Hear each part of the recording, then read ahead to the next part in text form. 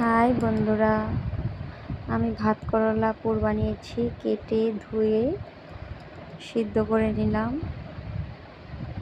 এক টুকরো আলু দিয়ে দিলাম, আর এখানে টমেটো কুচানো, কাঁচা লঙ্কা কুচানো,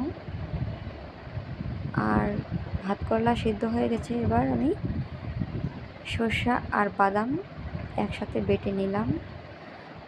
তারপরে কাঁকরোলের ভিতরেরগুলো বের করে বেটে নিলাম একসাথে। তারপর আমি কড়াইতে তেল গরম করে তাতে আমি সরষা বাটা আর কাঁকরোলের টমেটো কুচানো কাঁকরোলের ভিতরেগুলো একেবারে পেস্ট করে নিলাম। হয়ে গেছে আমার পেস্ট। এবার আমি ভাত করলাকে পুর ভাজার জন্য রেডি। তারপরে বেসন মাখিয়ে নিলাম, ভাজা করে নিলাম। গরম গরম রেডি। টাটা বন্ধুরা, বাই বাই।